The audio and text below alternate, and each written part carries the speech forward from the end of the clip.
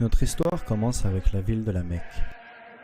Il est dit lorsque Adam et Ève ont été renvoyés du paradis que les deux ont été séparés, avec Ève qui atterrit près de la ville de la Mecque et Adam quelque part en Extrême-Orient. Après plusieurs années à se chercher l'un et l'autre, Adam parvient à trouver son chemin à travers la péninsule arabique jusque la Mecque. Et c'est au sommet du mont Arafah, à l'extérieur de la ville de la Mecque, qu'ils ont été réunis.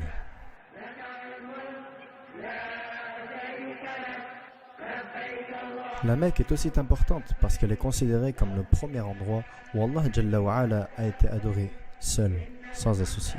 Et ainsi, c'était à cet endroit même qu'Ibrahim et son fils Ismaïl ont construit la première maison d'adoration d'Allah.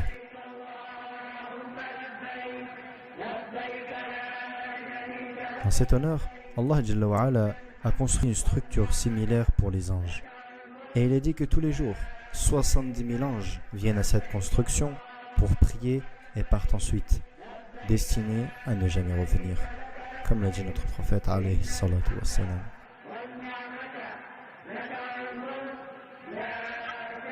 Lorsqu'Ibrahim et Ismaïl ont fini la construction de la maison sacrée, il y avait encore une brique à mettre à sa place. Et ainsi, Ibrahim a envoyé son fils Ismaïl pour trouver une pierre unique qu'il pourra mettre à cet endroit. Mais Allah Jalla wa Ala a décidé que cette pierre finale, destinée à être posée, ne soit pas faite en matière de ce monde, mais plutôt une pierre provenant directement du cœur du paradis. L'ange Jibril alayhi salam rapporta ensuite la pierre à Ibrahim, qui l'a mise en place. Il est dit que lorsque la pierre descendit, elle était d'une couleur blanche pure. Mais à cause des impuretés de ce monde et l'immoralité de l'homme, la pierre commença doucement à décolorer et finalement se changer en noir. Au fur et à mesure du temps, la ville se développe. Les habitants de la Mecque restent fervents monothéistes, adorant un seul et unique Dieu.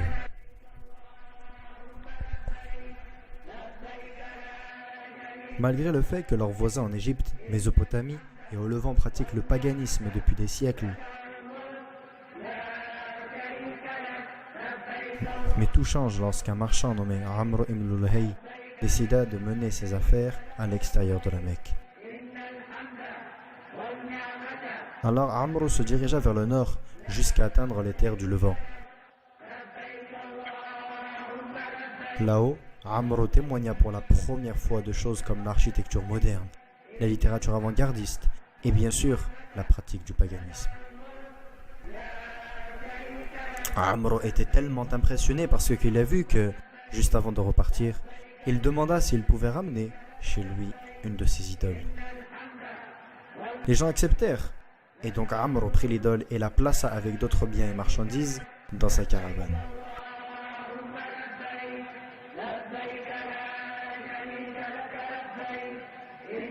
Ensuite, il mit le cap au sud, vers la ville de la Mecque.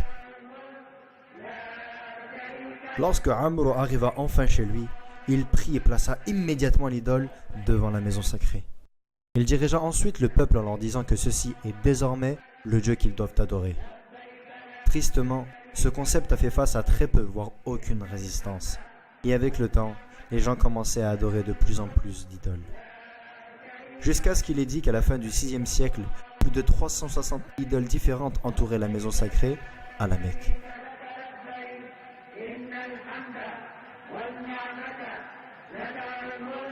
Les années passent et le paganisme s'impose à travers le monde. Les gens qui continuent à pratiquer le monothéisme savaient que la venue d'un nouveau prophète était imminente.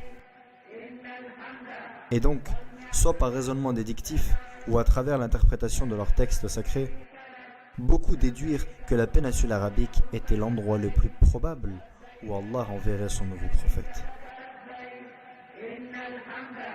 À l'époque, l'Empire romain et l'Empire perse étaient dirigés par des gouvernements très répressifs et étaient hostiles à toutes sortes de rébellions, qu'elles soient idéologiques ou politiques.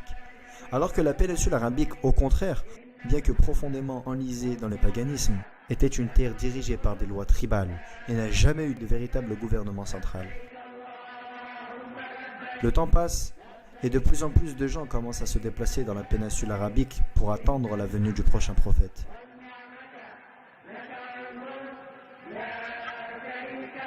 Et ainsi, sur la même terre où l'homme pour la première fois voit un culte à son créateur, et où Ibrahim construisit la première maison d'adoration de Allah seul, c'était là où Allah a destiné son dernier et final messager à apparaître.